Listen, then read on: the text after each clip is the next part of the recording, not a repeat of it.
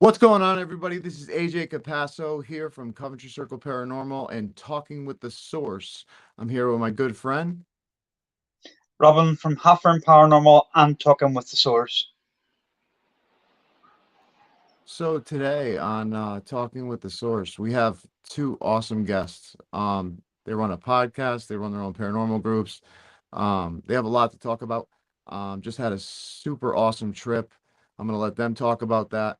But we just want to give a shout out to Parapost Network, the home of amazing paranormal podcast. If you guys haven't checked it out, go on Facebook. It's also an app that you can get on iOS and Android. So check that out as well. But it's Parapost Network Central, and it's on Facebook. Check it out. It has amazing podcasts. We also just want to give a shout out to the two guests that are here today, Bryan Laverty of Huntaphobia, and also Alex Anderson of Lex Paranormal. I can't wait to talk to him. I have so much to talk about with him. So let's bring him on, man. Before you do, Yeah, also, shout out to FCD Ghost Boxes, our absolutely. Well, sponsor, absolutely. and Mr. and Mrs. AAP. Always. Bam! That's what I was gonna say. What's up, And here guys? we How are are. you? Hey How's guys. it going? Hey, how's it going, guys?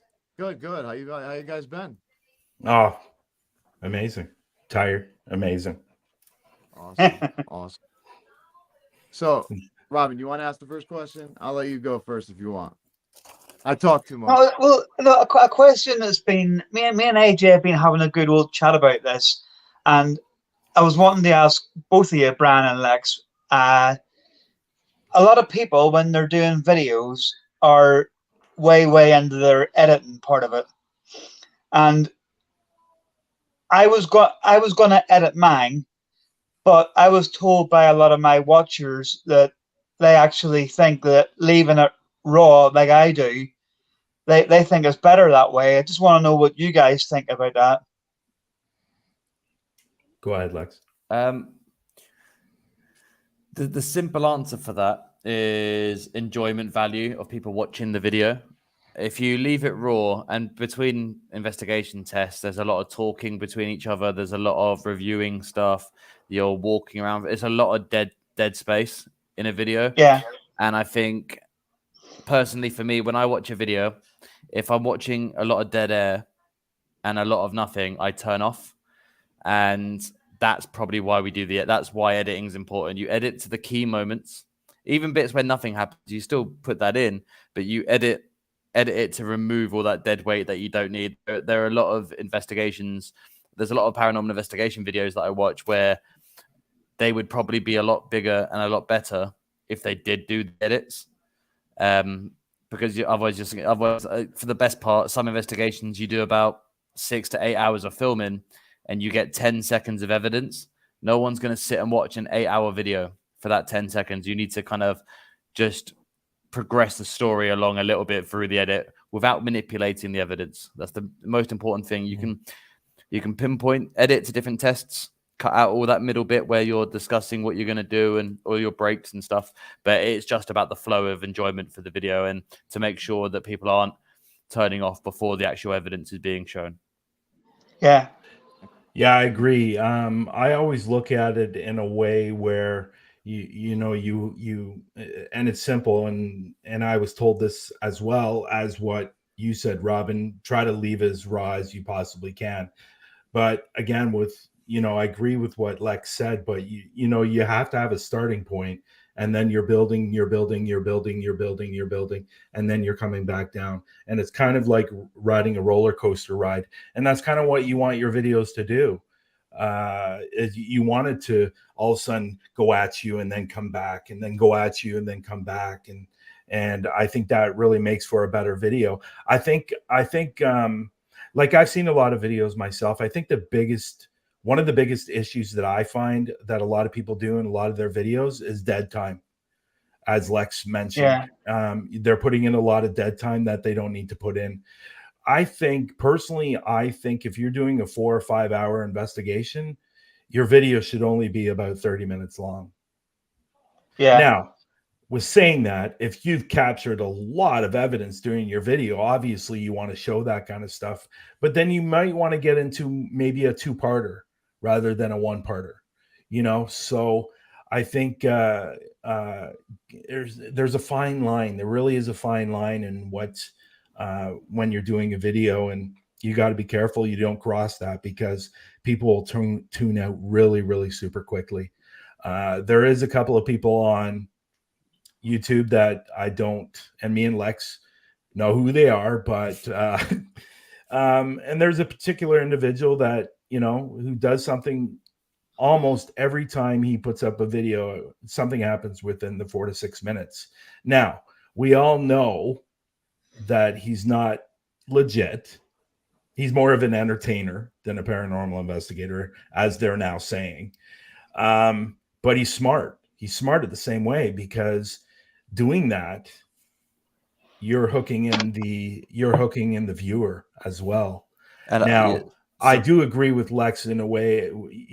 Don't fake your videos. We don't believe in the faking videos. It's no. I live by integrity, and I stand by that, and I will never compromise that.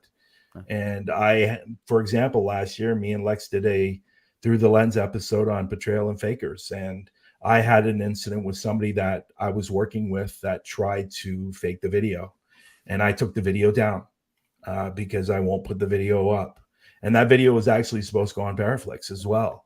And I ended up having to call Natalie at Paraflixx and saying, listen, this is what's happening, because she was expecting that last video. And I told her, and she goes, I completely understand. And then even on top of that, she said, well, you know what? Can you work around it? I go, no. To me, the whole video is compromised. Yeah. Yeah.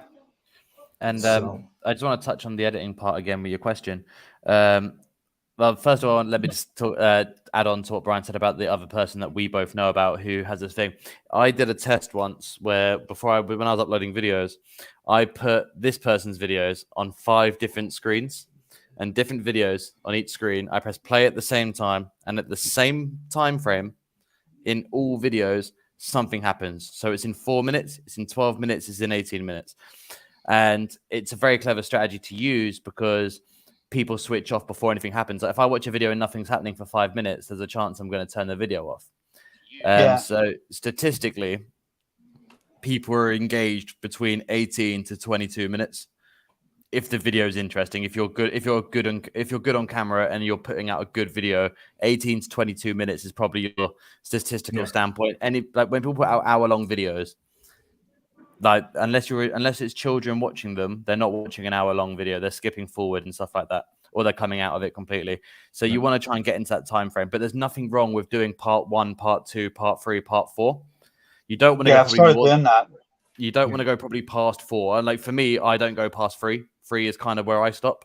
I think a trilogy of a series or a trilogy of an investigation is pretty good. But when you go to 4, 5, 6, you're kind of milking it a bit. So again, that's why the edit's important. Condense it into those 18 to 22 minutes. Do it over 3 parts. You can fit everything in. You'll know. Yeah, and I agree with that. And you'll notice with my videos on Paraflixx, they're not any longer than 22, 24 minutes long. Yeah. And I can say this works because my videos are about 35 to 45 minutes long. And my engagement is between 18 and 25 minutes.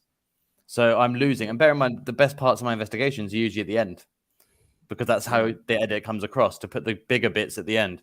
And if they're switching off at 18, 22 minutes, there's 10 minutes of my video they haven't watched. So I've learned from that. So, but it's good. But also in terms of not faking it, a good edit is a good thing. I've got a video on my channel, which is the Red Book series part 3, where literally nothing fucking happens. There is no evidence. Nothing happens. The video is 25 minutes long. It is one of my most engaged videos, and like with nothing happening. So with a decent, as long as you know how to edit and you're editing it in a way that flows properly and it's enjoyable to watch, you don't even have to have the evidence in there. I prove that. I will always upload a video, even if I get nothing. I will always put the video up to show you that I got nothing. It's just how the edit just helps make that an enjoyment for everyone else watching. Yeah. And yeah, just a little bit on top of that as well. There's nothing wrong once you've done your edit, once you've done your everything that you wanted to do, show a friend, show somebody that will watch it and and take a look at it to see, to see maybe they say, well, maybe you should do it this way instead of doing it that way. I know people are very stickler on when they're doing their own videos, but there's nothing wrong with getting a second opinion.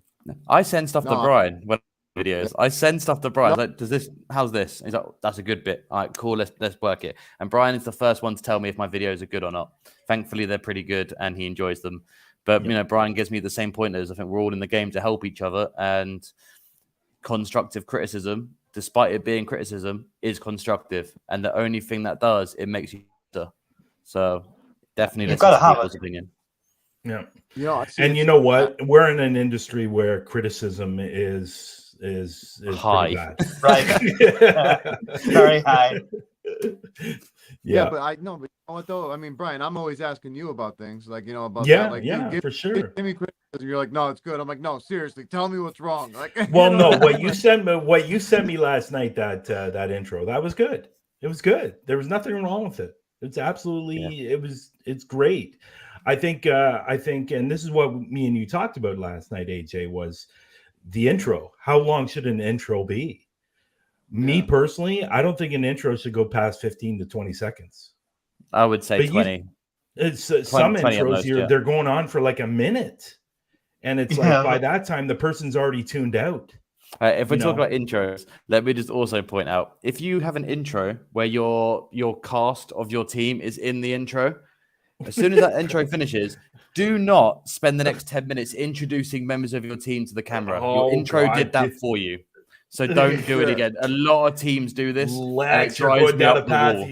Lex, you're going down a path you shouldn't be going down. Hey, I'm not telling people. I'm just saying. Just don't. If your intro introduces people, which is the point of it, it introduces the show.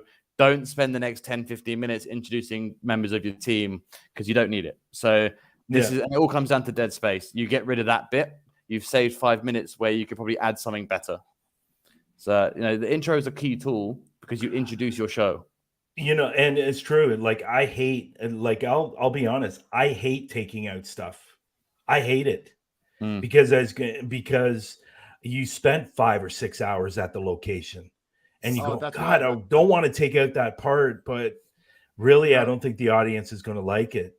So it's hard. Editing's hard. I don't think people understand how tough it is because you're putting in all that time and effort. And then to come home to cut out 3/4 of it, it's tough. It's tough. It's tough. And you got to watch every bit of every minute of each video, like whatever camera amounts that you have, and it's a long time, especially if you have it running the whole night. It's like, oh, well, let's look at what's the Bryan, what's the hour count of the UK tour averagely between our two cameras? How much footage have we got? Oh, I would say it's probably close to 90 hours. 90 hours of footage. And we've got to condense that into 20-minute videos. Like, how much are we going to take out? And then on top of that, audio. And audio. Voice recorder. So much stuff to put in, Like, I got probably 50 hours of audio that I have to go through. Voice recorder stuff. There was one time where I left the audio going, and it's almost 4 hours. Oh, yeah. I forgot about that one. I am not looking forward to it. I'll be honest. I'm looking forward to watching it, but I'm not looking forward to editing it. I'm not. Yep. So. No, I don't think anyone ever really is about editing. Yeah, I mean, but I totally understand what you mean. That was a really good question, Robin, because that's something really important that I'm still trying to really hardly work on. I could do the filming thing, but the editing thing starts to get to me, and then I'm like, oh man, but I don't want to take this out. And then when I actually watch the video, I'm just mad because I want to go back and I want to take that out, this out. Because as watching as a viewer, even though I'm watching it as I'm editing it, it still isn't the same until I put it up and I start thinking as a third person point of view, like, oh man, no, wait, that's actually boring as heck. Take that out. So I get it. Someone's attention span is very, very small, like you said, Lex. But if you edit well enough and you're good at editing, and the more you do it, the better you'll get. I learned that I started editing using phone stuff, and my videos are good videos, but the edits aren't great. But now I'm learning how to use new software thanks to Bryan buying me Sony Vegas. Buying me. Thanks to Bryan, because I bought another software. I'm now learning how to use. I'm now learning how to use that, and my videos will get better in time. Again, the first one's going to be probably scratchy, but as I go on, my videos are now going to be much better. But the better your editing skills are, everything you cut out, don't delete them, keep them. You can always come back and do a revisited video, and you can put that stuff in. You can say like, we don't have a video this week, so let's revisit when we went to this place. Here's some of the stuff that we didn't show you last time, and you can still make a banging video and show the evidence you've made. So it's not wasted material. It's just you just got to store it for a better time. Eventually you'll get it all out. It's just a case if you edit well enough, you can still make a decent video with the stuff you've cut later down the road. I agree. Awesome, thanks. Yeah, no, that's really never thought about that. That's actually really good. My editor, Zach, or one of them, he looks at it. He doesn't look at it as paranormal. Yeah, which kind of bothers me. But at the same time, he's looking at it like if he was a viewer watching a TV show. Yeah. And that's really what you need to do don't think about it as your video, think about it as you being the viewer. Is this something you'd want to watch? I mean, hell, watch a video. Once you upload a video, sit there and watch it. And when you decide to get bored and turn it off to something else, just note down how long it took you to get to that point where you're contemplating turning it off. Because a lot of people blame, but I don't like watching myself on camera. Well, no, that's bullshit. You just got bored watching your own video. So I don't like watching myself on camera, but I do watch every single one of my videos to see how it comes out. And, I've got a notebook of times where I'm like, okay, this video, it took me this long to kind of maybe want to switch out. Here's what I could have done better. And I'm taking that notebook, I then take forward the videos I'm editing now for the tour videos. I have a notebook of 10 investigations I've already done where I've taught myself what not to do in these videos. So you learn from the past to make a better future. Absolutely. I like watching myself because not because I like watching myself. I like watching myself so I can try to be better. I can be better. Like when I've done some TV shows, when I've been doing, some acting gigs, I watch it not because I like looking at myself. I do them because I watch it because I can see if I can do something better. If I could have performed it better, or maybe I should have done it this way. If I get this opportunity, I can try it that way, and that's why I like watching them. So, yeah. No, absolutely. I mean, that's such great advice. I appreciate you guys talking about that because that is very important. And it's like you said, it's not easy to cut down all those hours into a 20-minute segment. But what you just said about how you can revisit those, I never didn't even cross my mind. So I appreciate that, that tip right there. But for our viewers, I want to start off first, Bryan, with you. Tell us please about a little bit about yourself and how basically you got into the paranormal. Where to begin? Well, it all started when I was a kid. When I was about 8 or 9, I could definitely see things other kids couldn't see, and that's where it really all began for me. And as I got a little bit older in my teenage years, I had my very first experience on being touched. I was at a friend's home, and his mother just passed away, and we were sitting downstairs in his bedroom, and all of a sudden I felt something touch my wrist, and then I felt like a head leaning on my shoulder. Now, I know most of the time that people that experience being touched by something spirit-wise, it's usually a cold feeling. This was a very warm feeling. And during that time of me being touched, I told him something's touching me, and he thought I was crazy.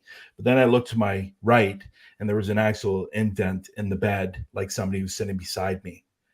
And what's weird about all of that is his grandmother used to do that when she was alive. So we figured it was his grandmother saying goodbye, and it lasted for about 30 seconds, and then it was gone. And as I got a little bit older, I really tried to figure out who I was or what I could do.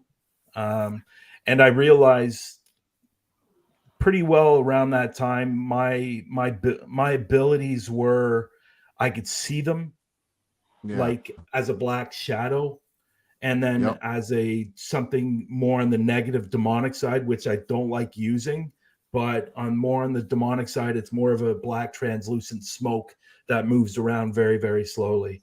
And that's Oh. what I see. But I can't hear them, and I can't see facial features. But I know by gut if it's a woman or a male. But what I found very interesting was, and maybe I'll get into a little bit of that after, but it was probably about 9 or 10 years ago where I had my very first experience on a paranormal investigation. I didn't join, but I met up with a local group that were going around doing investigations. Yeah. And my very first experience, I was thrown right into the fire. And I like that expression. Somebody used that expression with me, and I like that expression because it's true. It's really, really true. I as soon as I started walking up to the house, I knew what I was going to be experiencing right away because I could feel it. And as soon as I walked in, right to the left, there it was. It was floating around the room like it owned the room. And this family was having a lot of problems. A lot of things were being thrown. Kids were being scratched. Anything that you can think of a poltergeist kind of type of thing, that's what was going on. There was no like TV, like a little girl walking up to a TV and touching it and then get sucked in. Nothing like that. But you know what I'm talking about, poltergeist, right? So Yeah.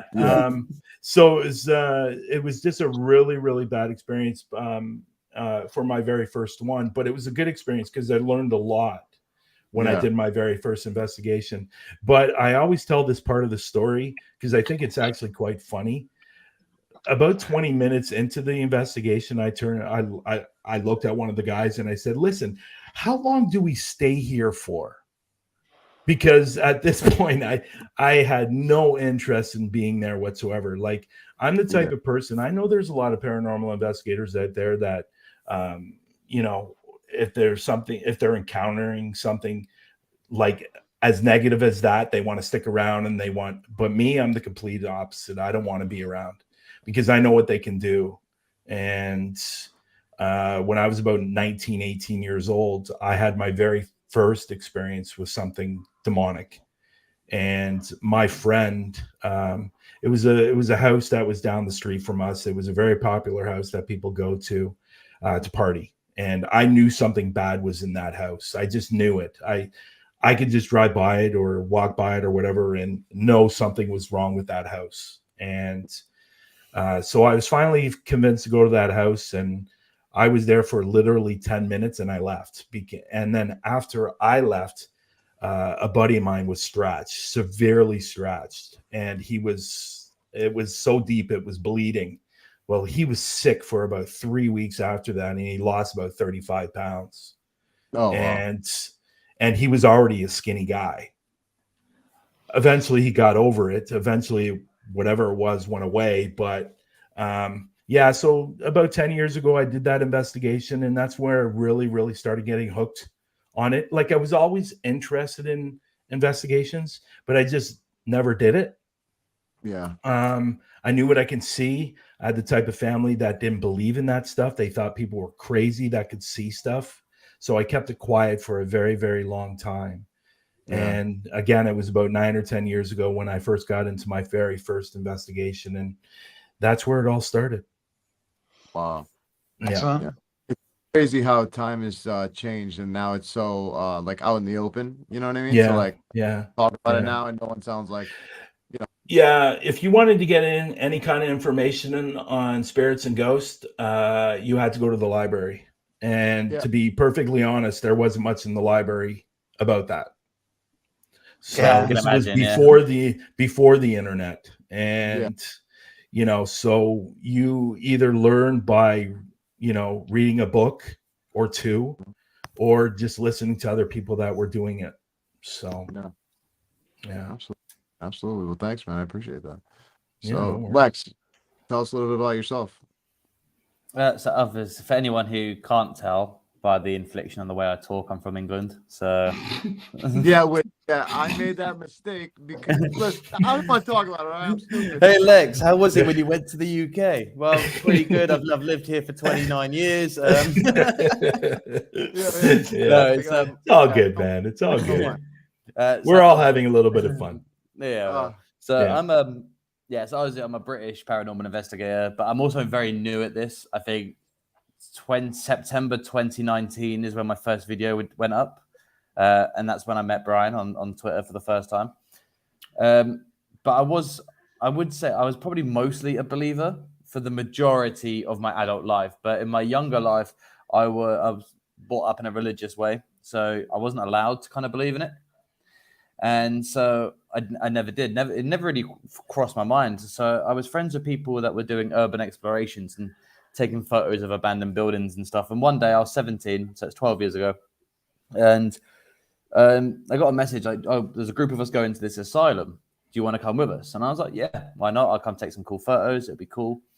And where this one is, it's in West Park, and it was up the hill from a theme park called Chessington. So that's probably you might have heard of it in the States. I'm not sure, but it's a big theme park. So it was a weird place for an insane asylum to be, because you could look down the hill and you see the theme park. It was roller coasters and stuff. It was cool. So we're in there and we're knocking about, and we're probably there for about 3 hours. And the first bit we were in, we could only do this certain block because security was at the other end because they were demolishing it bit by bit. So we knew we couldn't do the whole building. So we stayed at this top end. And after a few photos and walk around, we heard a piano playing. And we tried, obviously me not believing in anything. I was like, well, it must be one of the security guys playing on a piano in here. So when we find it, it'll be fine.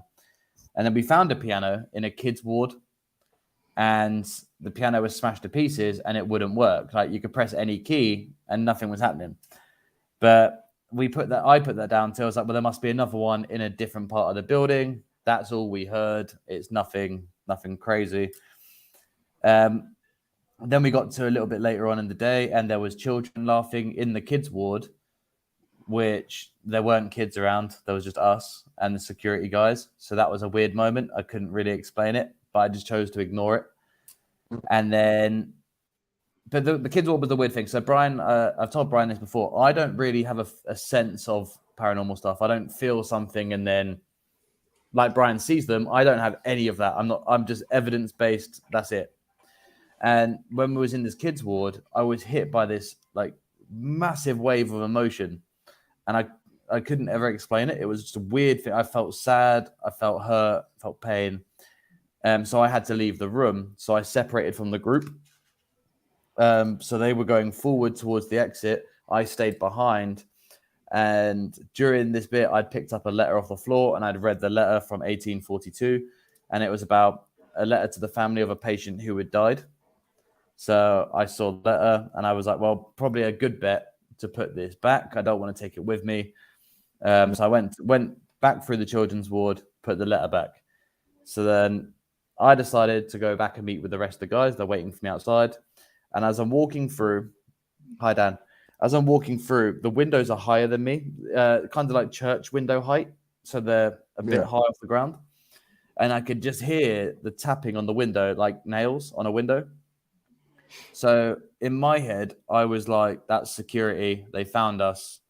Don't turn around. Just keep going. As long as I pretend not to have heard them, I'll be fine. So, and it's following me as I'm walking through this corridor. Just every window is getting tapped on as we're going through, and I'm just ignoring it. I'm ignoring it. And I'm getting a bit more scared. And then there's like this massive crash behind me, like a big bang, like someone had jumped off of something. For some reason, I chose to turn around. I'm assuming because I thought I was about to get grabbed by a security guard, so I wanted to turn. And I turned around, and there was a black cloud about 3 feet in front of me. And about 6'2" in that cloud is a pair of red and yellow eyes just staring at me. But there's no head, there's no body. It was eyes in smoke. And I've never ran further away from anything I've ever had in my life. And then that was my first big thing. And I spent 10 years researching the paranormal before I decided to do it myself and go investigate it. It shook I me. love this story. I love this story. I just every time he tells it, I just picture him. I can just picture him turning around and taking off. And like when I say I've never ran that hard, like when I ran out of the building, I ran past my friends who I didn't tell what I saw for about 8 years. I just ran past them, jumped over the security fence, straight down the hill to Chessington, and I just sat against their security fence for ages. And I didn't tell them what I saw. I was just like, I don't want to talk about it. I want to go home. Like, And because that threw my faith into the wind. I was like, I've physically seen something. yeah.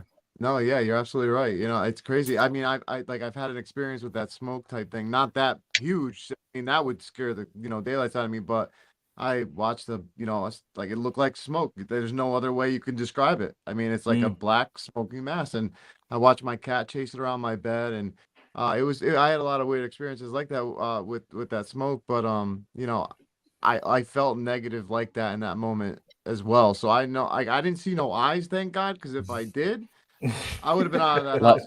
Like, Legit, I think even to this day, it is still the only thing I've ever really been afraid of, like that much fear. And I'm not afraid of anything. I don't jump at weird noises in scary buildings. I don't run away from screams inside buildings. In fact, I run towards them now. But back then, I first of all couldn't explain what I was looking at. Secondly, my whole body felt like I was on fire, and I was like, "This is terrifying." And the whole fact that I was religious, so my entire faith just went out the fucking window at this point. I was like, I don't know what to believe. I was like, whoa. So yeah, that's great. And so I'm still looking to find out what it is. I have spoken to a few people who I've met during this year of me doing this, and they've got some assumptions of what it could and can't be. So I'm still researching that, and it's a shame they knocked the building down and built residential, because I would have gone back to see if it's still. But yeah, that was my experience. I think personally it was one of two things. It was the shadow man or the djinn that he encountered. Am I right? Am I far off? Am I far off? No, I don't think so. And I think if anyone wants a visual example of what it means to be staring into this thing, the best example I've got is Star Wars. If you look at Darth Maul's eyes in Phantom Menace, Photoshop his eyes just into a black 7-foot fucking figure of smoke, and that's what I was looking at. The best description of the eyes, it's Darth Maul's eyes, essentially. Like that's how vibrant the red and the yellows were, but they were huge, they were big. So now most people would have said, "Okay, well, I'm never dealing with this again." Lex is the complete opposite and got right into it, and now he's like doing what he's doing now. I spent 9.5 years watching every paranormal YouTube video I could get. I watched every true documentary on paranormal stuff. I went spending money on stuff so I could look at how the equipment works. I watched all the TV shows, and I was watching them so I could learn how to debunk it, because that's an important thing. You need to know what causes this stuff. So I was like, I did a lot of research before I decided to go and actually buy a camera and do it. So 9.5 years of homework, and now I do it. Listen, that was one of the, I mean, that's a crazy experience. Like out of nowhere. But I tell you what, the last thing you just said was so important. I mean, the amount of research that you did before you even picked up a camera and started doing it. I mean, how to debunk it too and stuff like that. I don't think people really know. Like how important that is, because there's a lot of people that just get into it and just say, oh yeah, I'm a paranormal. Yeah, we see it over here, Lex, don't we, with a lot of the YouTube ones as well, is people will just go and buy a camera, pick it up, out they go, and every little thing that happens, it's paranormal.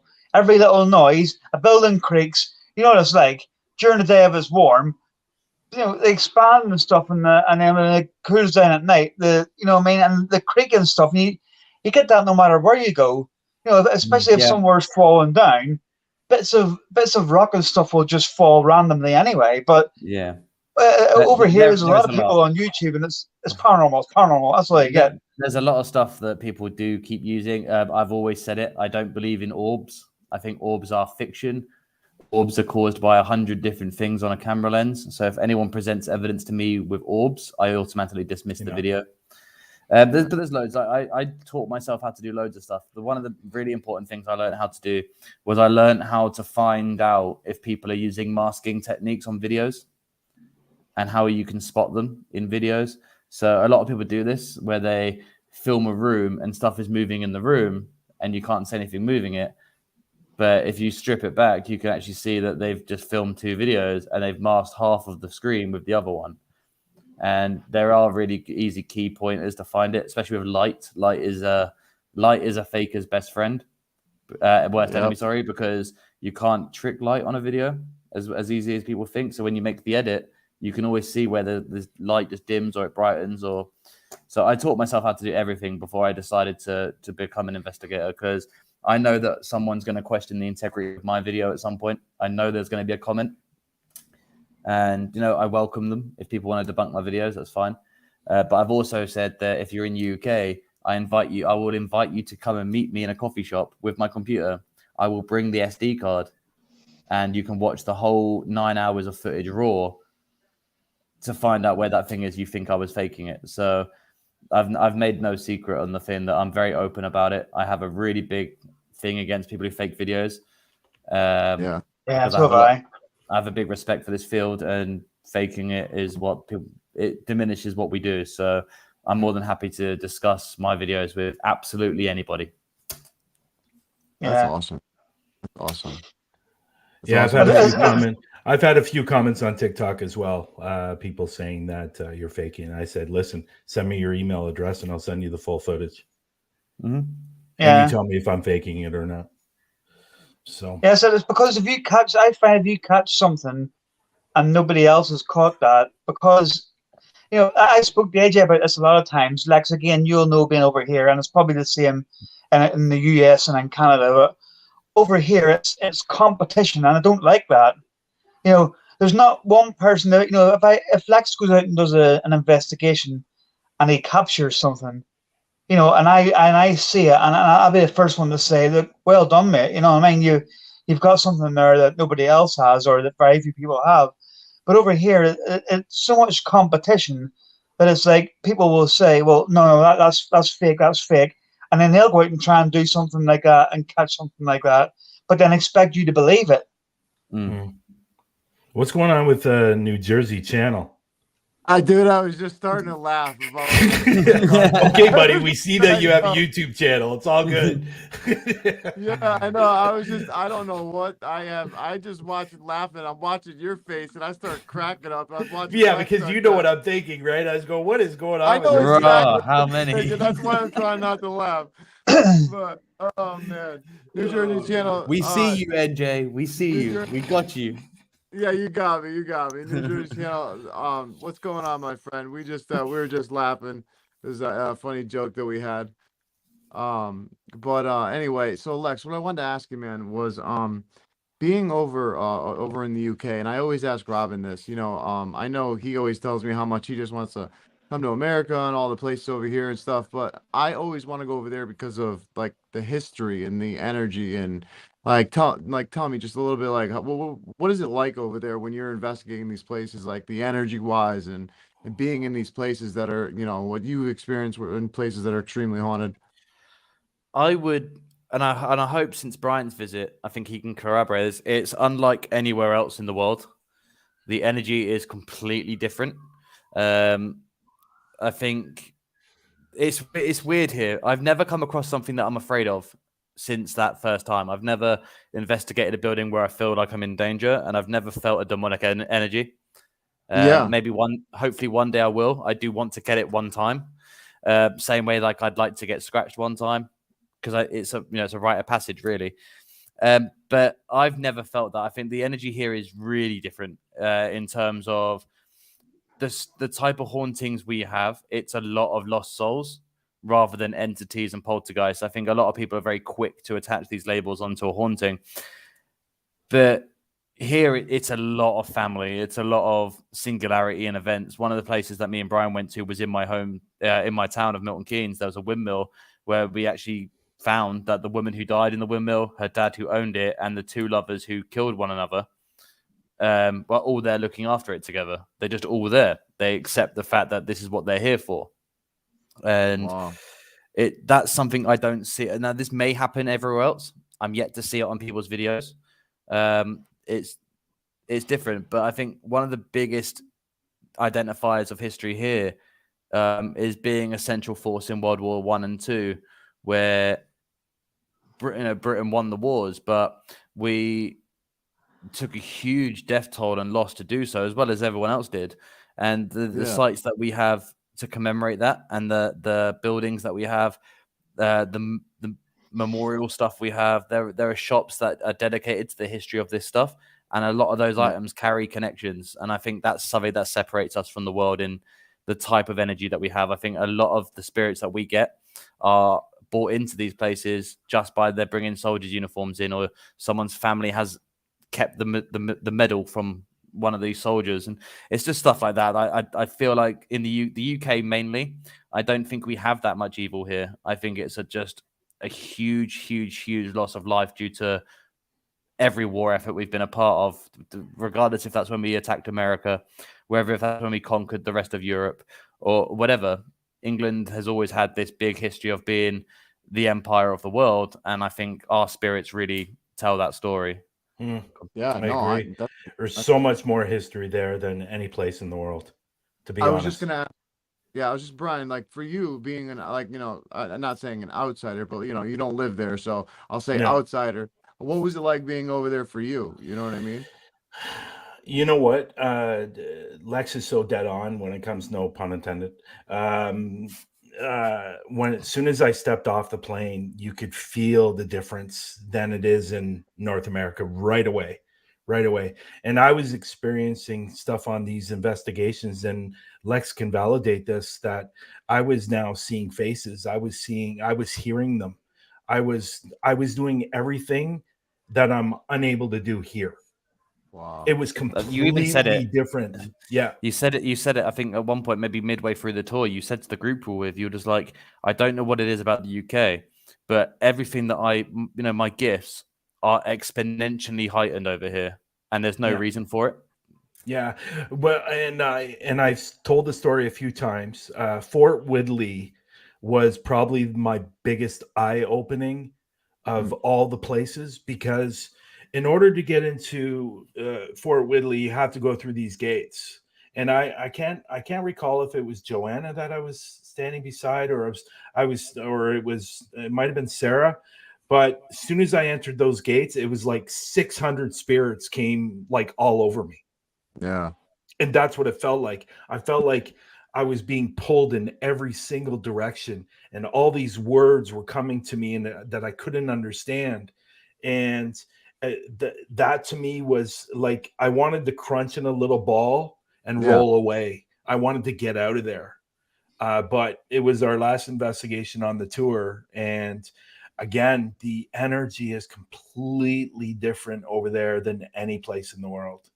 And I think a lot of it is what Lex said, the rich history of the place is like, I think there was one place where we were in, and it dates all the way back from the 16th century.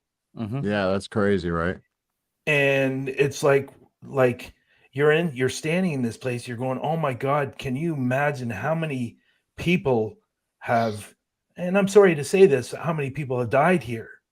Yeah. And how many people have gone through here, and the tragedies and the and all those different things. It's just, I don't know what it is. It's like everything was changing. And I've told this story once already, and I think I told it to Lex as well. I was standing outside my sister's house, and we were done all our investigations, and I'd never seen this before.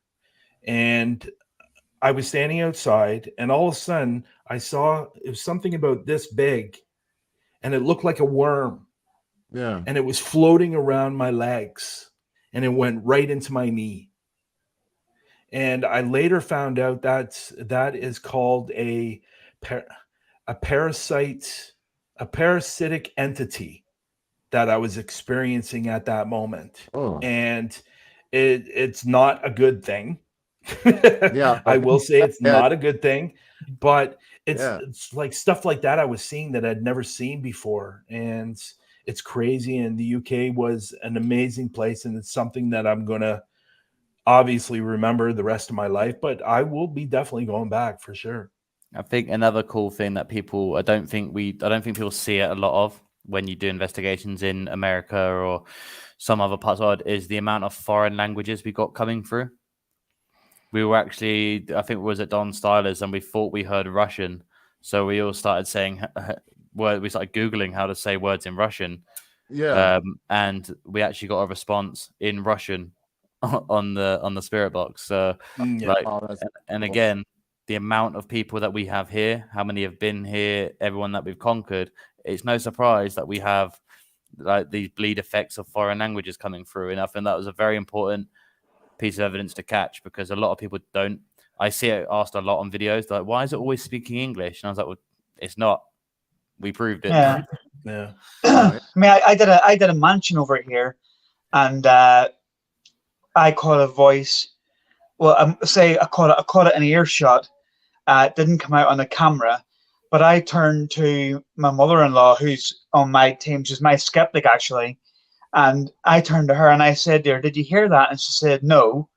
And I said, "There's a woman's voice has just spoke there." I says, "And it sounds like it's either Russian or Ukrainian. It sounds, it's like a really far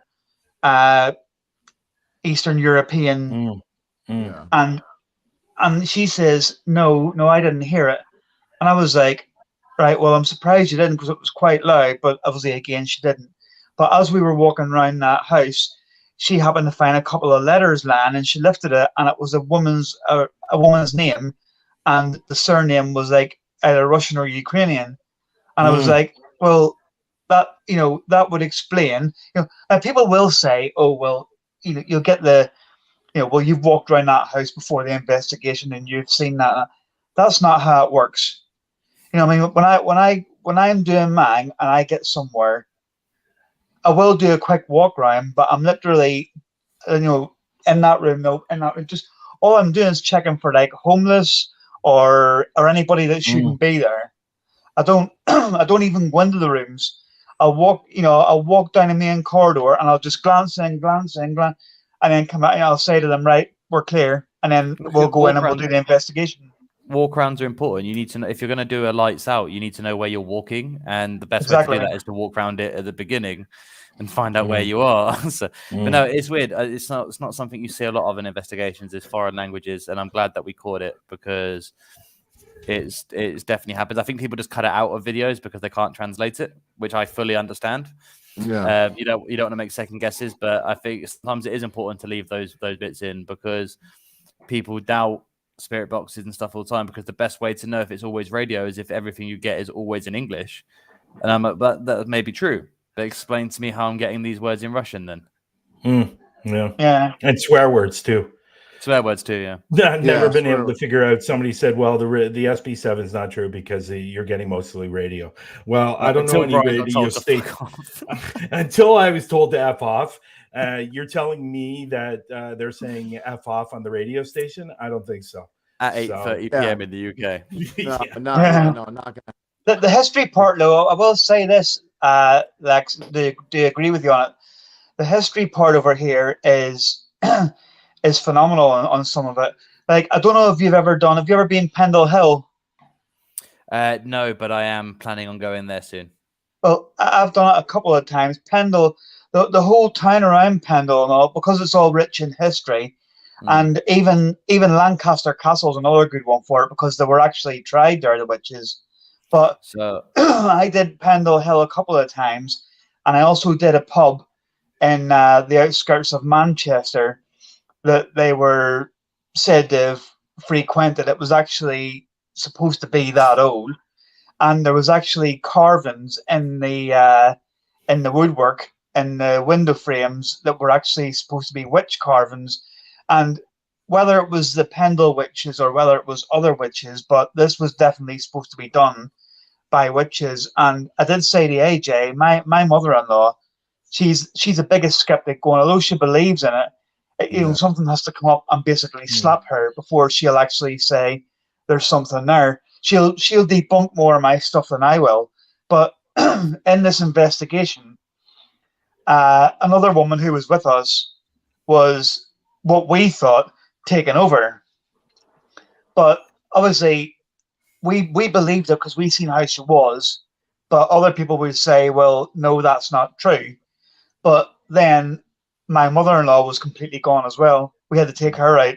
She was we were up in front of her like that, and she wasn't responding. And that's not her because, like I say, she'll completely debunk it. So the history, getting into these places where there is there's been witchcraft or there's been this, that, and the other, it doesn't just evaporate. No. So Pendle Hill is actually interesting, and the reason I'm going there is to prove that there's nothing there. I did a case study on it, and so I've got another series coming out on YouTube called Lex Paranormal's Case Files, where I'm talking about these big places before I go there. And I've read probably 300 to 400 testimonies from people talking about Pendle Hill and their experiences, and cross-referencing the evidence it's very inconsistent. So I'm actually going there to debunk the whole place. So I'd love it if you get to join me when I go there. Absolutely, yeah. I mean, the first time I went to Pendle Hill, I didn't know that much. It was basically at the start of my journey. I didn't know that much about it.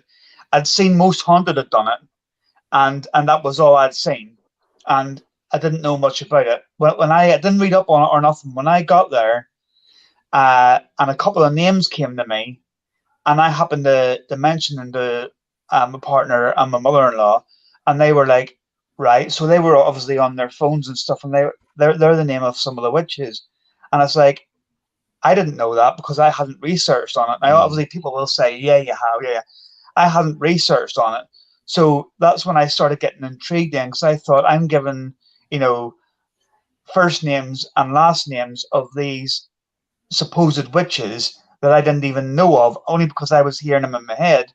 And then not only that, but I started getting like visions of them and things that they were doing and stuff, and it was like, why am I seeing this?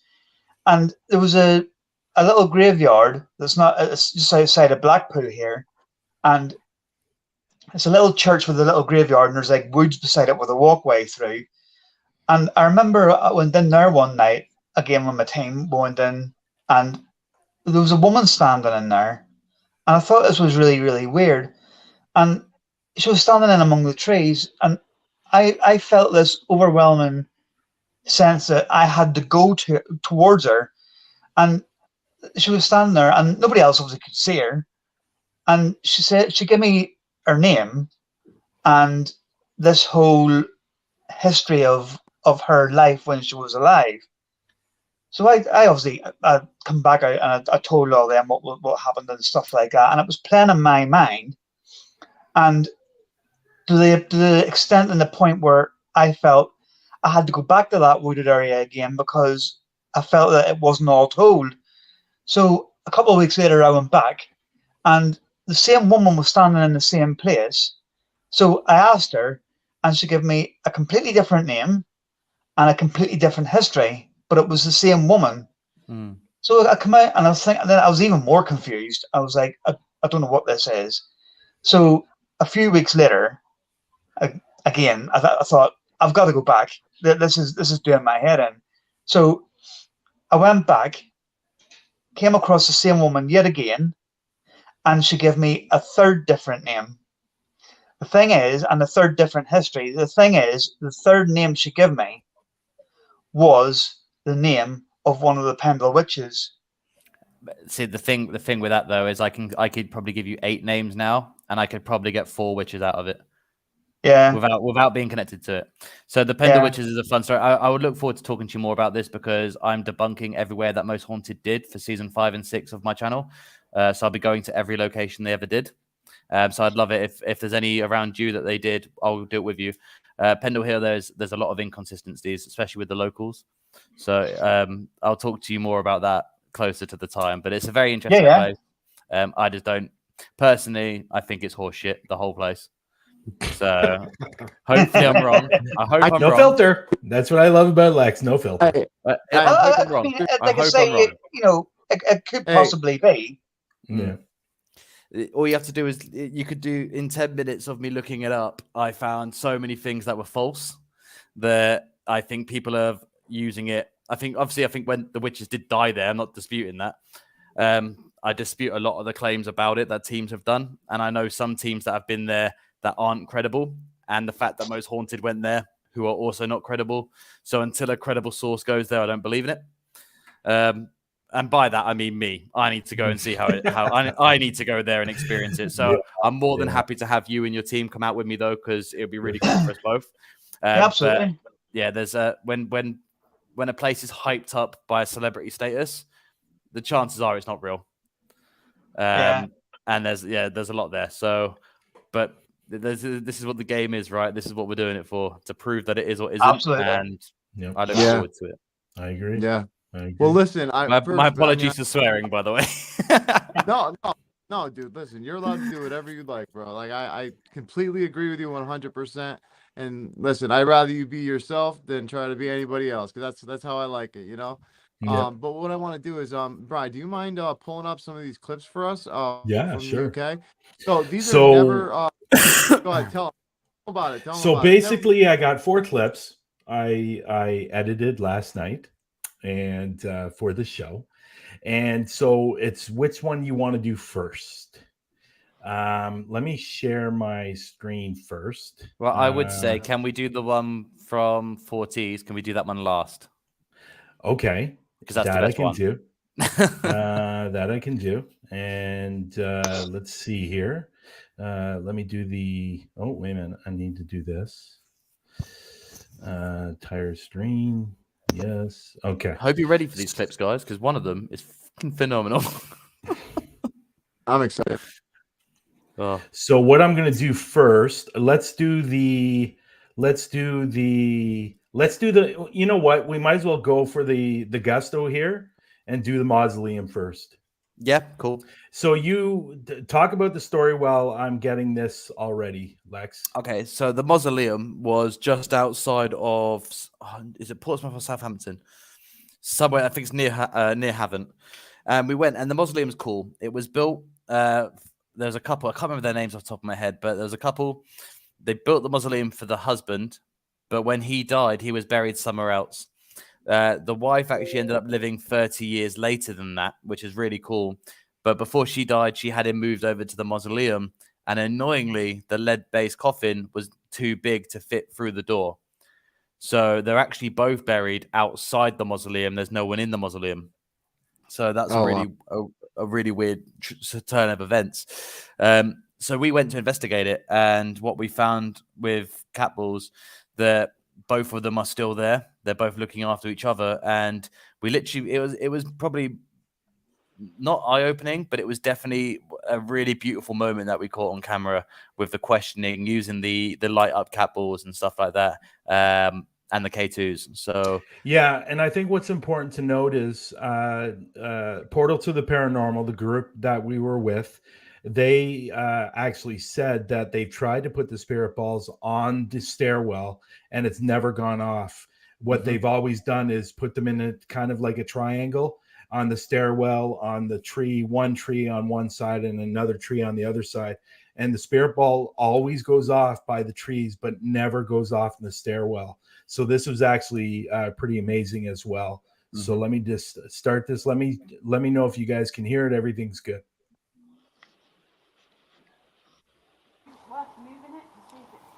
Okay, let me ask you a question. Can you hear it? Are you buried? Yeah. Light it up if you are. K2 just went off. Yeah. Oh, yeah. And I heard a step behind towards the back of the mausoleum. So you're buried here. Light up the ball.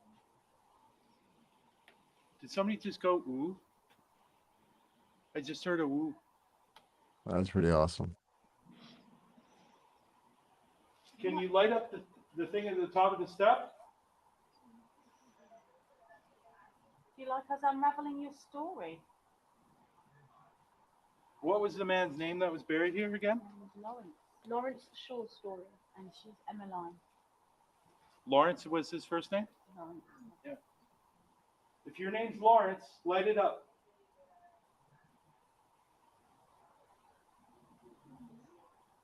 K2 went off. If your name's Lawrence, light it up again. Wow. What was her name again? Sorry? Emmeline. Emmeline? Emmeline? Emily. Emily? Okay, can you stop it? Is there an Emily here? Emmeline? Yeah. Is there an Emmeline here?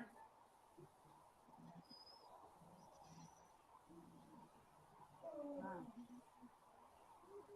Thank you.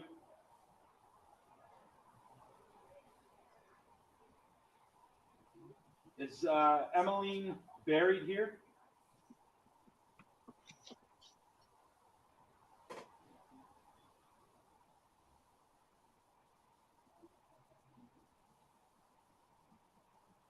Lawrence, are you buried here?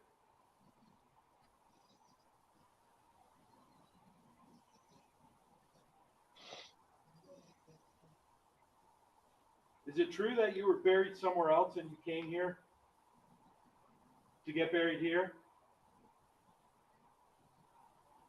Yeah.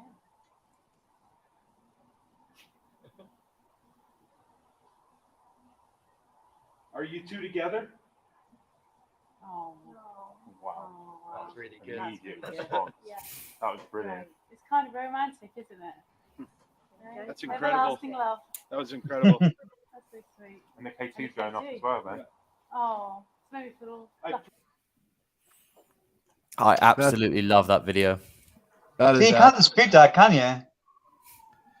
It was other things that happened.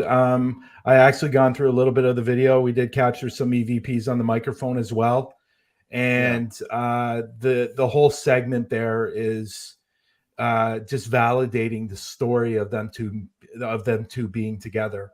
And the response when I asked the question of "Are you two together?" it was an immediate response. And what I find fascinating and what I said at the beginning was they've never had the spirit balls go off on the stairs before. And it was just amazing. And I will let people know when the video does come out, and and Lex will have it too. And I'm going to tell people now, I did catch part of an apparition going along the stairwell towards the ball and the K2 and the REM pod. So it's pretty amazing on what happened to this place, and for that mausoleum just to sit there empty and nobody's inside and they did nothing with it is what I find fascinating as well. So it's just and there's Nando. Nando is part of Portal to the Paranormal. That was there with us that night, and this whole town was just amazing. I think the strangest thing was it was ridiculous. Like when you go to a haunted place, you feel that it's haunted. It might be a good haunting, might be a bad one, but you know it's there. This graveyard, like the graveyard and mausoleum, it just didn't feel like anything. It was peaceful. It was so quiet. And it was just weird. I remember when we got there, I personally didn't think we were going to get anything. I was like, it's just a mausoleum. Me and Brian have our own feelings on graveyards anyway. And I was like, I'm not sure we're going to get anything. And that despite everything we did get that night, whether it be the weird lights that we saw, that I think we've caught them on camera, the apparition, Brian jumping headfirst down a hill, whatever it was. I was just true story. I'm just hoping that I never thought like that one segment. We could have had a shit tour. That one segment would have made it worth it. The whole tour was great, but that for that investigation alone, that 1 2 minute and 24 seconds that we just showed you, perfectly encapsulates why we do this job. Yeah, it's not to find demons. It's not to find maybe to find answers, but what it is to see proof that there's something more. And we've just seen there that this man and wife were separated for 30 years when he died, brought back together, and they both hang out there together. And the beauty of that is why I do this job. Yeah, me too. Yeah, absolutely. Me too. Here. So I'll go to the next clip. I am going to do the Victorian Chapel. Now, go for it, Lex. Victorian chap. So this is the voice. This is the part where we when we first started investigating, we captured the names Yep, cool. of So you the and chapel was yeah. called. Yeah, so it's Victorian chapel. What's her face? The famous lady. What's her name that used to go there? Florence Nightingale. Florence Nightingale used to go there. So it's a chapel, and then there's a war memorial graveyard around the side. She used to go there. She didn't like it there. She said that the hospital was built wrong. Like the wards are in the wrong place for the sun to hit the windows and stuff like that. So it's a weird history. Yeah. But we decided to go around while I did a walk around. I heard noises by a door, and then Bryan did too. So we decided to go back and do an EVP test there in a spirit box. And Bryan does this really nice thing, and I think everyone should do it. I know that we all do it to a degree, but not like Bryan does. And that's the introductions of everybody. It's very important for Bryan to introduce us, and I think it's great. And what you're about to see is why you should introduce yourself. Exactly why. Okay, guys, here we go.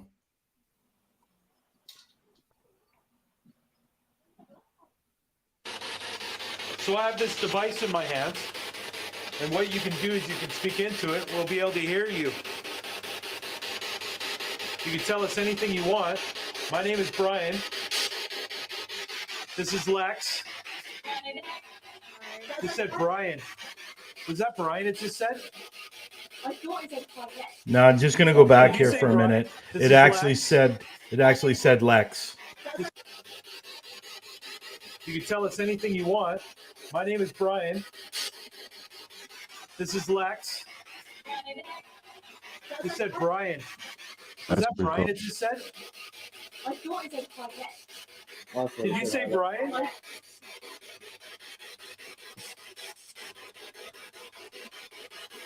Did we hear you correctly?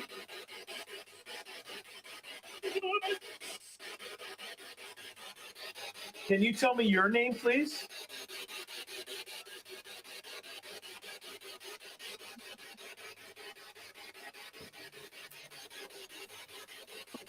Well, let me finish introducing you to everyone.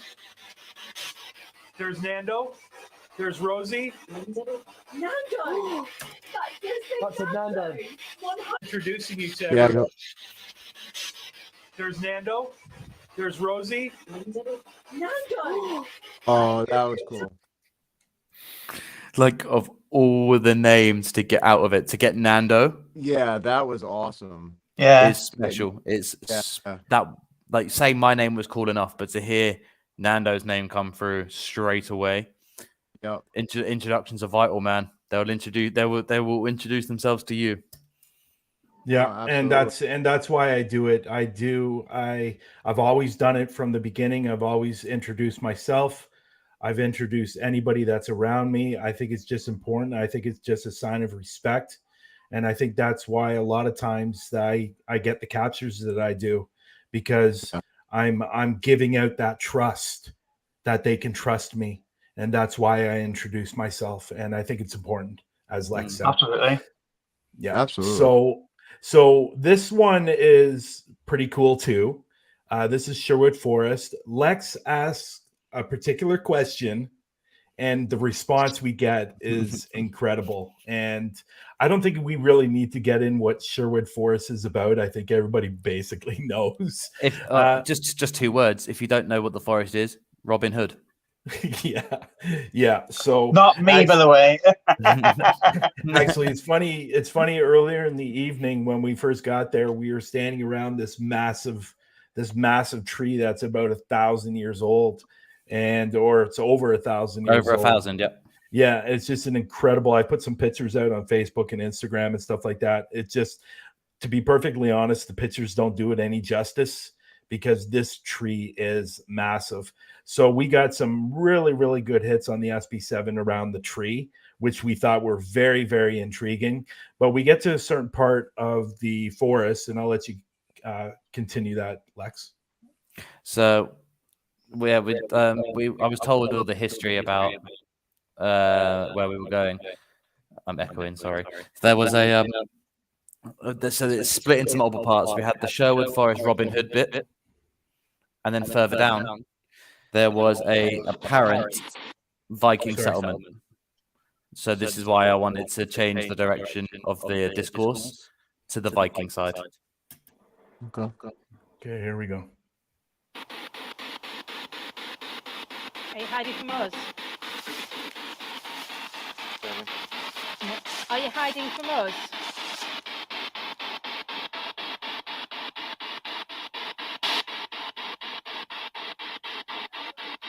Are you an outlaw?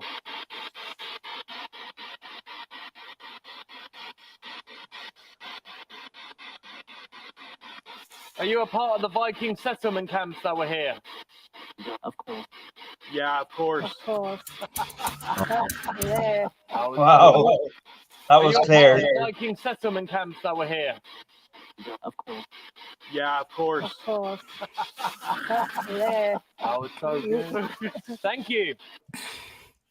Yeah, that was pretty amazing itself, and we actually had quite a few things happen that night around the tree, and then when we got to there, I actually felt at one point when we were going to the next going away from the tree that we were actually walking down the path. I actually felt like there was a woman walking behind us, and that was actually validated while we were there. In that part where Lex captured, I didn't show it obviously, but we actually validated the woman was actually following us, and it was pretty awesome. But this last clip that we're gonna show, Just before that, hang on 1 second. Someone's knocking Yeah. on my door. Give me a sec. Everyone enjoy this while I'll be right back. So this last part, this last video that I'm going to show, I'll get to Lex more into the history of the place. But when I walked into this place, when we got there, we drove past it. And I was going, oh, we're not going to get anything here tonight, and we're not going to experience anything or anything like that, because it was a small little tea shop. It's called the 194 Teas Tea Room. Yeah. And have you heard of it, Robin? Yeah, I've heard of it. Yeah, is it Haven't? It is in Havant, yes. Yeah. And just to let you know, in that video as well that we just showed at Sherwood Forest, that is Ralph and Cheryl from GSI, Right. Ghost Sightings Investigators. That's who they were. They took us through the Sherwood Forest. Anyway, so we got to this place. As soon as I walked in, I felt a child, I felt a woman, and I felt a man in the place right away. Yeah. And which was validated later on in the video. But for this particular moment, we had the teddy bear, we had the REM pod, we had the spirit balls. I had my phone going, and now I want everybody to know, anytime I use my phone, it's always in airplane mode. But I was doing voice recording, okay, just to see if I was capturing anything. And by the way, I did capture some EVPs because I've heard it. But there was a particular moment where we were asking a lot of things about the World War I and World War II. And there was a question asked a little before what actually happened. And now, keeping in mind, again, the REM pod, the K2, the spirit balls, and there was a teddy bear that's like a REM pod. And this is what happens. Okay, hold on. Let me put it up. Yeah, just let me. Yeah, okay. I think, Bryan, didn't you go live when you were there? We did go live when we go here. Yeah, I think I went remember there, yeah. watching some of it as well. Yeah. So let me just make sure. Okay, you ready? Ready. Okay, here we go.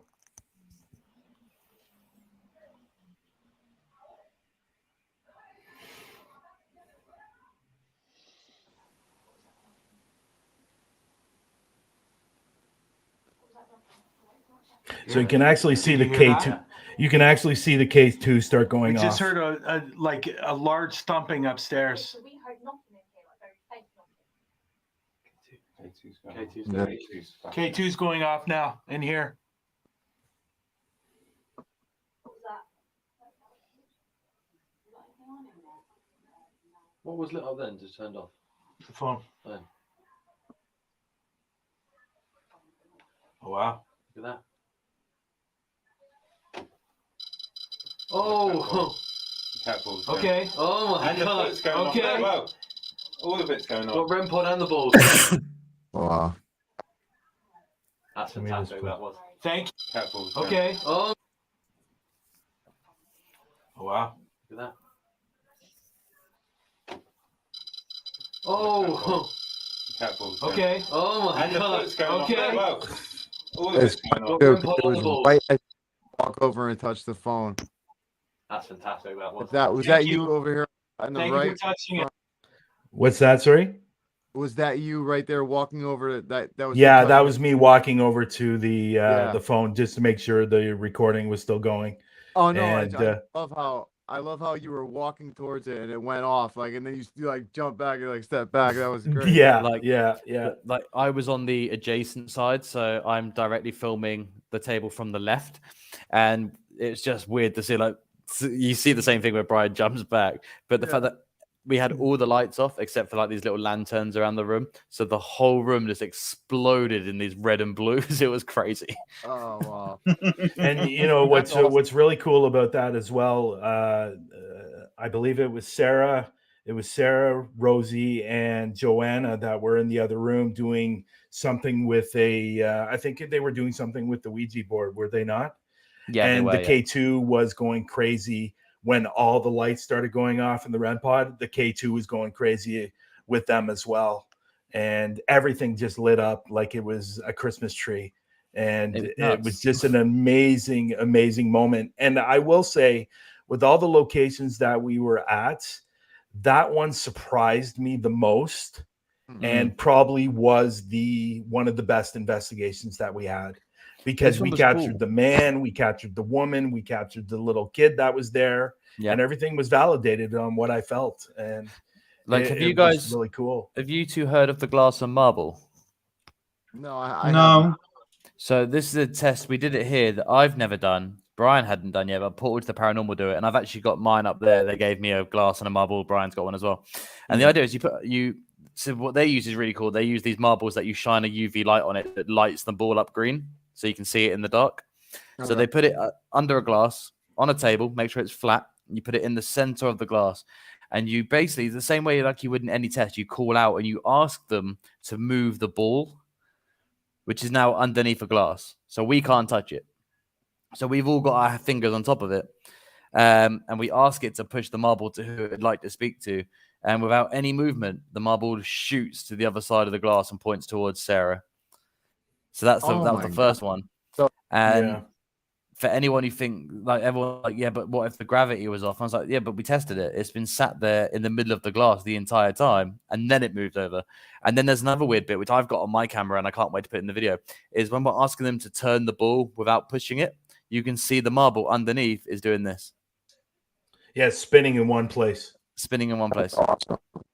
Wow. So it's a test that if you have never done it before, I recommend just doing it once or twice just to have a go, because when you see the result you see is awesome. Like I'm skeptical of it the same way I was with Ouija boards, the same way I am with table tipping, skeptical of every test really until I've done it. And this one was just cool. I went because you physically see the marble, because it's lit up, you can see it turning by itself, and that was a really cool. So that Portal to the Paranormal did wonders for us on this tour. They took us to some of the best places I've ever been to, but also they introduced us to some new techniques. And it was cool. Yeah, it was cool. And there was one thing they did that I thought that I had never thought of, and it was just so simple. There was actually, where we were upstairs in the attic area, there was a table and we were doing the glass. There was a box there. There was a box, and it had a coffee maker inside the box or something like that. They actually took one of the spirit balls and put it into the box, and the thing was lighting up. So nobody was touching it. Yeah. And it was just really, really super cool. The whole time we were up there, the K2 was going off, the spirit balls were going off. I captured some EVPs on the microphone camera, which was amazing. I captured some EVPs on the voice recorder. So I again, guys, like I said earlier, when I first got to this place, I was expecting nothing. And then as soon as I walked in and I went, holy crap, there's a boy, there's a man, and there's a woman here. And that, again, that was validated. And that everything was happening in this place. It was Yeah. just crazy, and it's definitely a recommendation if you're out in the UK area. You definitely want to go to 1940s Tea Room. It's an amazing place, and I believe Paranormal to the Paranormal Portal to the Paranormal just had an event there last weekend. They did a private event for themselves. Yeah. They Oh, went there okay. yeah. Wasn't a public event, but yeah, they did go back there. Yeah. Yeah. So, I love to those and two. to answer Maria Tobin's question, I am considered a sensitive. She asked a question, Brian, are you an empath, sensitive, or a touch now? I'm actually sensitive. So, Brian, can I just ask you as well? I was watching last week a couple of things on the YouTube channel, and there's something that I came across that really got to me, right? And it's when you did is it the lock lift? Yep. Yeah, lift locks. The lift locks. Lift locks. That's it. Yeah. Yeah. So, yeah. So for a start, where was that? It's right outside of. It's right outside. Well, it's probably about an hour and a half drive from Toronto. Right. So, what I'm interested in is the medium Patty that you had with you. Yes. So, who is she? Patty is somebody I met. How did I meet Patty? I think I met Patty through Facebook, and she lives in the other direction of Toronto. She lives about an hour and a half, 2 hours from me. It was somebody that we just got talking. She really liked my videos, and she was really interested in coming out with me and trying some stuff. She's been doing that for about 30 years, and we did it's funny because we did the UK tour. I did a little bit of a tour here outside of Toronto. We did about I think about 6 locations, and we just traveled. The furthest place we went to was just outside of Ottawa, and we did an abandoned sawmill, which, by the way, scared the crap out of me. But Patty's been doing mediumship for about 30 years. She does a lot of readings for people, and she's an interesting person, to say the least. Yeah. What I found fascinating was when I put the video on, and it started off with you and her outside, and you were talking about the place, and straight away something struck me that she would be good to work with. I don't know why, but something was like, I can't even explain really, but it's like, you know, I felt by watching it and by looking at it, I thought, this lady's good. You know, this lady, she's well tuned in, she's good, she's in, and all of a sudden she says, and I'm getting either British or Irish symbols, and I thought, how weird is that? And which is funny because later on, after we finished the investigation, we did find the symbol, and it was Scottish symbol, and she was right. And it had something to do with see, in that particular episode, we found out that there was a boy that was killed there, and he was about 15 or 16 years old. The symbol that she saw was from the school that he went to. Wow. Right. Which was really, really interesting. But Patty really amazed me on one investigation we did at a park. And a homeless man was killed in this park. And of course, I didn't tell Patty anything about the park, but she nailed it on the whole thing. She got it spot on. And 2 men killed this homeless man, and she was dead on. What's really weird is because during the video, I don't know if I put it in the video or not, but because when the man was, it's sad. The man was killed by two guys. He was a very popular homeless man. You know, those small little towns, and everybody knows that one person in the town. Yeah. Well, everybody knew this homeless man. Well, when he disappeared, and they went searching for him, and they found him in the park. What's really sad about all of that is the search party that went out searching for him, 2 of the men that killed the homeless man was in the search party. Oh, Wow. right. So, and she knew that. And then what's even, and it's terrible to say this, but when they found him, unfortunately, he had false teeth. So by the bathroom, his false teeth were laying. So they found the false teeth first, and then they found his body about 50 yards away. And she knew that. She goes, something about something over here and something over here. I don't know if I put it in the video or not, but she said something, I don't know, I can't figure it out. Something was over here, they found something, and then they found something over here. And she couldn't figure out what it was, but that's what it was. His false teeth were over here and his body was laying over here. And Wow. it was really weird. Patty's an interesting character. Patty is like a lot like Lex, no filter. She likes to use the F word a lot. And there have been times where I had to tell Patty, Patty, I love what you do, but you got to calm down on the F words. So, because I got to edit that out. And, but no, Patty was great. Patty's definitely, Patty's one of those people where either she loves you or she hates you. Yeah. Simple as that. And but she was great. People don't believe this when I tell them this. She's actually owns her own construction company. And she renovates bathrooms and houses and stuff like that. Yeah. With her son. So you would never expect a woman that's about 5'1", 5'2", that does construction. That's awesome. Yeah. But no, Patty was great. No, Patty, it was an experience. It was definitely an experience. It's something I wanted to try for a season, to have a medium, and it was fun. It was fun while it lasted, for sure. Yeah. I enjoyed the one with the old church, because that looks pretty haunted as well. The church that I go to, Yeah. when Lex gets over here to Canada, that's the first place I'm taking him to, because I've done so much research on this place. I cannot figure out why it's haunted. And I capture so much in this church all the time. EVPs, galore, SB7 responses. It's just amazing.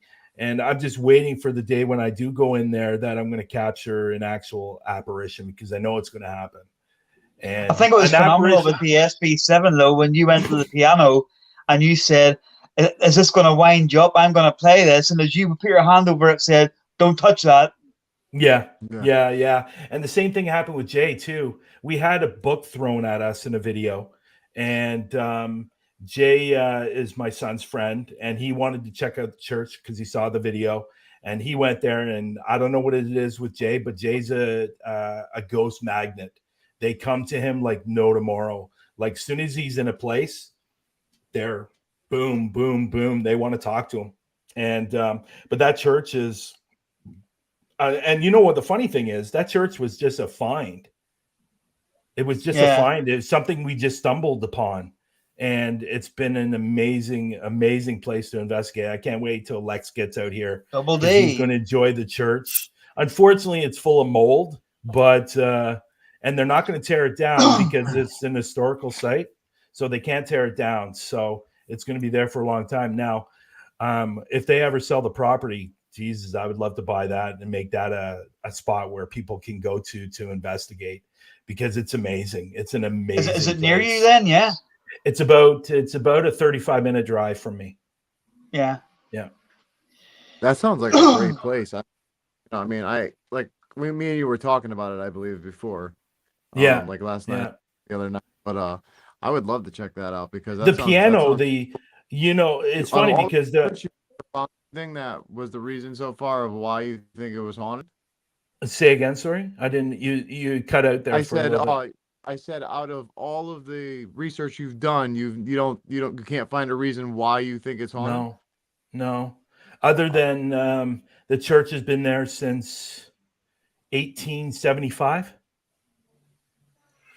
Yeah, it's been there since 1875, and somewhere in that ballpark. And it closed, I believe, in 2007. So Wow. it's been around for a long time. But there was one time where I went in there, and I've always wanted to capture this. And I've been there like 4 or 5 times. I put the camera on top of the piano because there's a piano in there. And I was Yeah. hoping that I was going to catch the piano being played. Well, Yeah. one night we left the room. I let the camera go, and you hear one note being played on the piano. And it's incredible place. Lex is going to love it. I know Lex is going to love it because it's dark, it's creepy, and it's gross. And there's to sit in. Yeah, but the place is incredible. But one place that I plan to take Lex when he gets out here is Blue Ghost Tunnel and Streaming Tunnel, and Blue Ghost Tunnel being on the top 10 list here in Canada. And it doesn't matter when you go, what time of day, whenever. As soon as you walk in there, they tell you to get out right away, and you can hear it with your own ears. You don't need a voice recorder. That's creepy, and you hear it. Like, it's just wild. Sounds like my kind of place. It's wild. Like the last time I went in there was last November, and as soon as we walked in, well, it's funny because there was 2 ways to get down to this tunnel. So everybody was going down this way. I went down the shorter way, and I got there. I walked in the tunnel. First thing I said was hello, and I got a hello back like 4 seconds later. And I ran out of that tunnel. And I said, I am not going in that fucking tunnel. I ended up going back in, but as soon as we walked in, everybody heard it. Everybody heard it. It said, get out. And it echoes through the tunnel. So as soon as it says something at the other end of the tunnel, it echoes through and you can hear it right away. And it's really, really super cool. Blue Ghost Tunnel is one of my favorite spots other than the church. That's awesome. We need to get you to 30 East Drive over here. Yeah, I know. What's 30 East Drive? 30 East Drive. It's one of the most haunted places in Britain. Have you been, Lex? I know. I've not been, but I am going. I remember Portals of the Paranormal mentioned it to me once as well. Why didn't we go? Because it wasn't on the map. Oh, okay. It's called the Black Monk House. I tell you one thing, that place is absolutely phenomenal. The stuff that goes on in there. Now, I turned up. The lady next door looks after the house because nobody lives in it because nobody will live in it. The lady next door looks after it, and I turned up out of the blue one day, and she let me in. Julie and my son Dylan sat in the car outside because they wouldn't go near it. And she kept saying to me, don't you be getting in there. I'm like, hell yeah, I'm getting in. So I turns up and I says, I've came the whole way from Blackpool. I says, I just want to say, yeah, she says, come on in and I'll show you. So she took me in. We went upstairs in it, and she says to me, this room in here, it gets really, really bad. And there's all these marks in the ceiling. And she says that when she comes in the mornings, the beds are turned upside down and everything.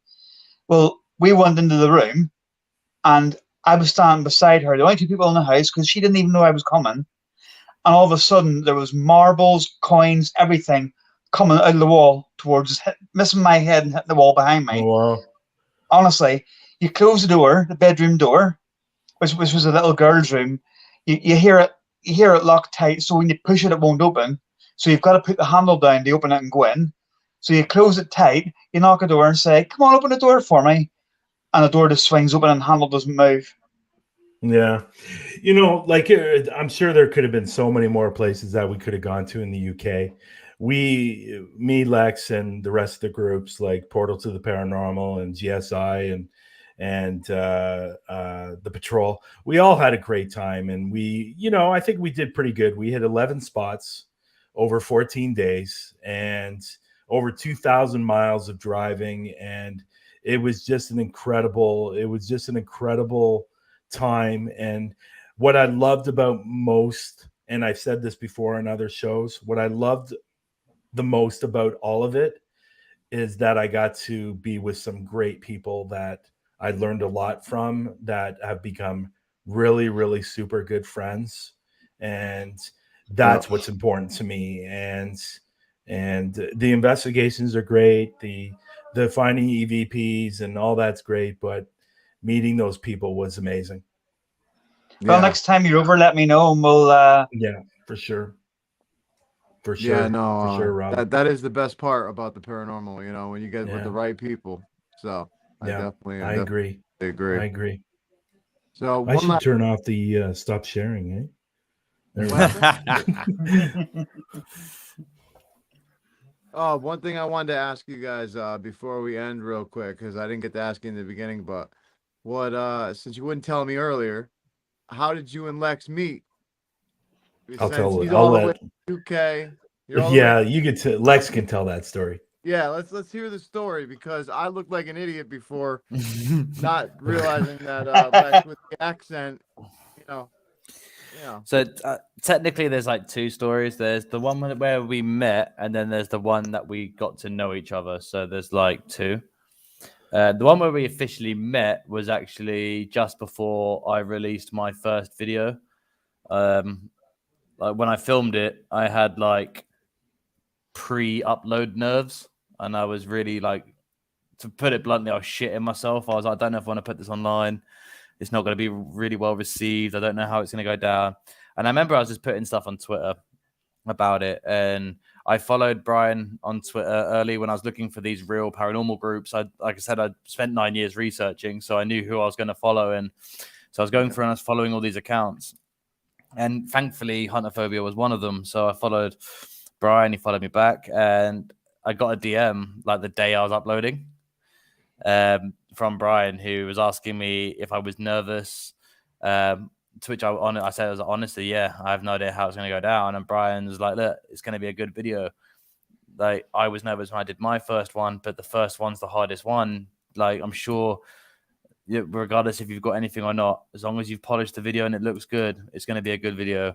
And then Bryan actually told me he was going to watch it and was the first one to comment on it and the first one to send me a message back, and really gave me some positive feedback and really, really pushed me into the direction that I'm in now, was because I knew not just on that video, he's done it to every single one of my videos when I put out an investigation. Bryan's always been very quick. Like, I put the video up, it's 45 minutes long, 45 minutes, 10 seconds later, I've got a DM or a comment, and it's like, really good video, buddy. Like, you've smashed it. So he's really been the helping hand that I needed to get a foot in the industry. But as well as he's been a really good friend to me all the way through it, and he's helped me really become confident in my own ability as an investigator and a video creator at the same time. To add to that, we really got to know each other properly, and the birth of our show was when we both were members of a group called Parachills, which we're both no longer parts of. And we just worked together through that for a little bit, so that really helped bond. And when we were coming up for an idea of what to do for the group, we decided to do the Through the Lens show, and we're like, well, let's use this platform to help grow people that no one's ever heard of. Let's bring people on so they can speak to the audience and get to know them personally and help people and start our own personal para-unity journey, really. And when Bryan was no longer part of the company, I said to the group, I was like, well, I'm keeping the show, because we decided what the show was. And as long, like, if you have an issue with it, fine, I'll change the name of the show. But we thought of the show, so we're going to keep doing it, but we will do it on our own channels, which they were happy to let us do. And then obviously, I think, what was it, 3 months ago, I think I left the company as well. So thankfully, one of the biggest things out of it was me and Bryan got to do the show. Awesome. Excellent. That's You it. know, it's so funny. I was actually just going to I was just gonna ask you about Through the Lens. And I was gonna ask you about the whole history, but you literally gave me where to go. So, I can't really rebuttal that. You told me everything. But no, I can tell you one for more. questions now, aren't you? I can tell you one more thing, and it's the right, future, and it's the aim for the future of Through the Lens, because Bryan knows this and I know this. We are going to be, will be, and are the world's #1 paranormal podcast. Hey, and I say that while I'm on your podcast. Listen. You heard it first, everybody. Only on Talking with the Source. Lex just made the prediction. #1 paranormal podcast. Through the As long lens as with we can be number 2, then that's fine. Oh, you, Yeah. you, I don't even care I'm about happy that. for it, but you have to Everyone discuss go it and with check the other out- ones. Yeah. All our viewers, go check out Through the Lens with Bryan and Lex if you haven't already. You can check them out on Parapost. Absolutely.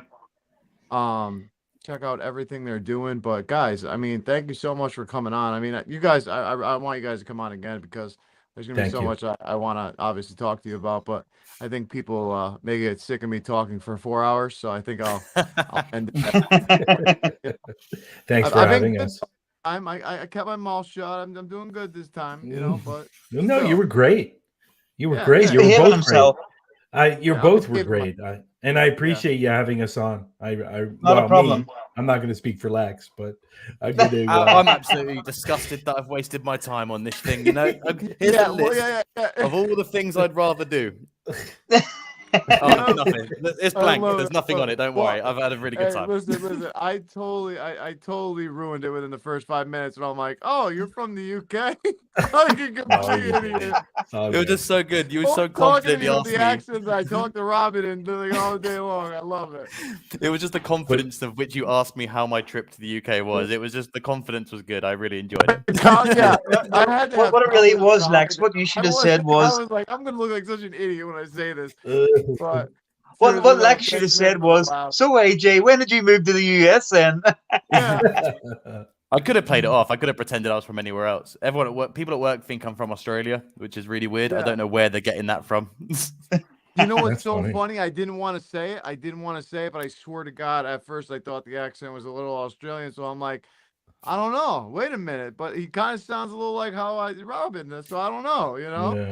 Yeah. So, but Well, I listen to- really appreciate you inviting me on, and it's been a great time. And Honestly, you know, it's been a guys, pleasure. I support you. And I'm know glad I we got to support share you those guys. clips. Yeah, I'm glad we got to share those clips, and I'm Yeah. glad that you get to show that to your audience because it has been really fun being Absolutely. on here. And I'm speak on behalf of myself. I'm more than happy to come He back on here froze. again in the No. future. Hopefully, Brian is too. yeah, But, for sure. Excellent. I would love to have you on, man. I please, Yeah. I definitely will be talking to you guys and have you guys scheduled to come on again because there's a lot that I obviously want to share. I want to also share a lot of your stuff next time, Lex. But please, if you guys could, tell our viewers where they could check you guys out, personal stuff and stuff you guys do together with your podcast. If you guys want to say it separately or together, whatever. You can also give him your address and bank details if you want. Yeah. Why Social not? Security's Why not? I'll go first. You can find. I think the biggest thing for me is people can see and where my name is. Parapost Network is my baby. You can download it through iOS or Android. It is a community of paranormal investigators, ufologists, supernatural enthusiasts, cryptics, and all that stuff. So you can download that through there. You can also find us on Facebook, Parapost Network Facebook page. If you have a podcast or if you do live investigations, come on over and we'll put you up on that page. You can also find me on YouTube, Twitter, Instagram, and TikTok under Huntaphobia, and I'm also on Paraflixx because I'm a content producer on Paraflixx as well. Lovely. And as for me, because I'm small time, you can find everything on me with this name. Where is it there? This name on YouTube and on Facebook. There's a Facebook page that I've started for that. You can also go and follow us on Through the Lens with Bryan and Lex on YouTube to catch up on every episode we've done. We've done up to 60 episodes now. We've done it for over a year. We get a guest on all the time. So definitely go check those out if you want to find some new groups and some reliable groups to watch and do that. That's what that's for. And if you have a paranormal group or a paranormal podcast and you would like to get a platform to help boost you, feel free to contact myself or contact Bryan. We will talk to you and we will get you on our show where you can introduce yourself to this community properly, and we'll help give you a boost if we can.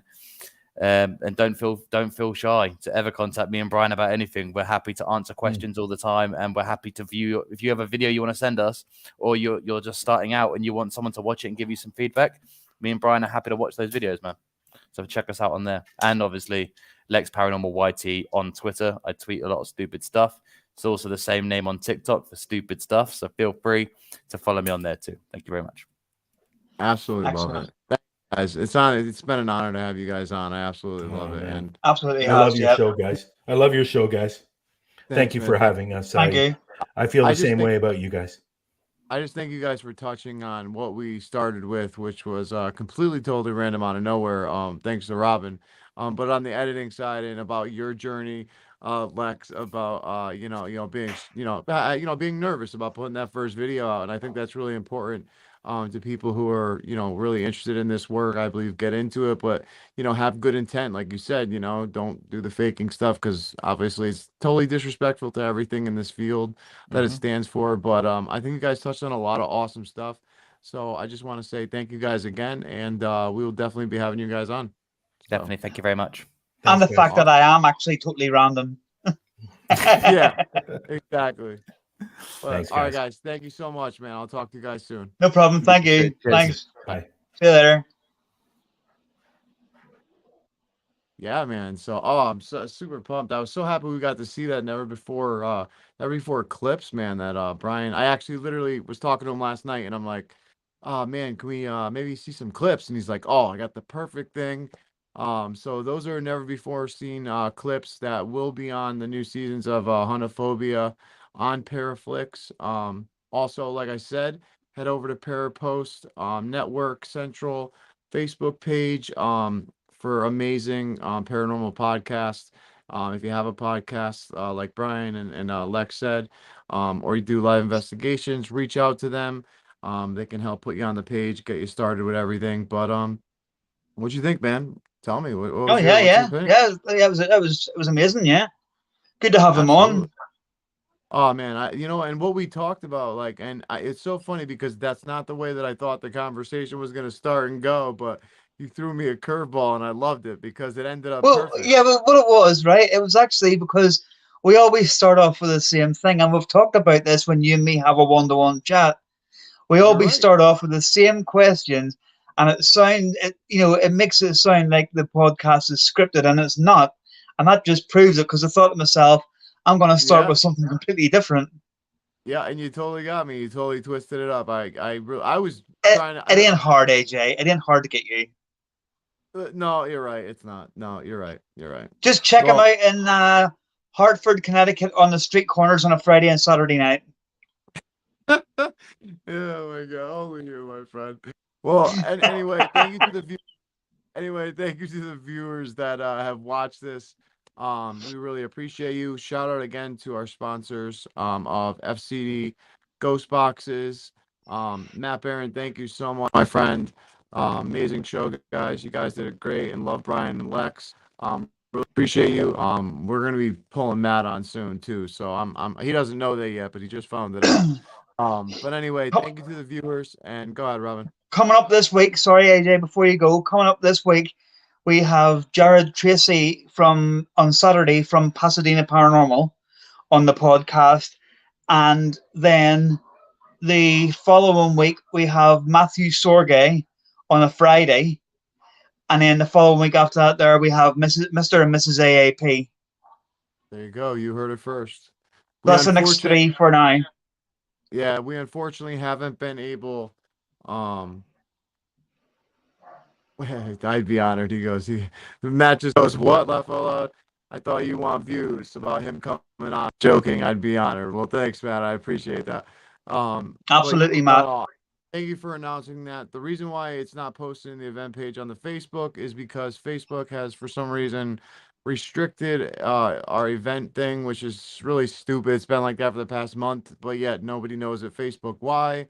And nobody ever gets back to you on Facebook. So you know how that works. But we will be announcing. We'll get it drawn up on the Facebook page, though. We'll get a list of dates and who's coming on the Facebook page. Exactly, and we'll release it there as well. But thank you guys for everyone who watching. This has been Talking with the Source, and we will see you Friday. See you later. Saturday.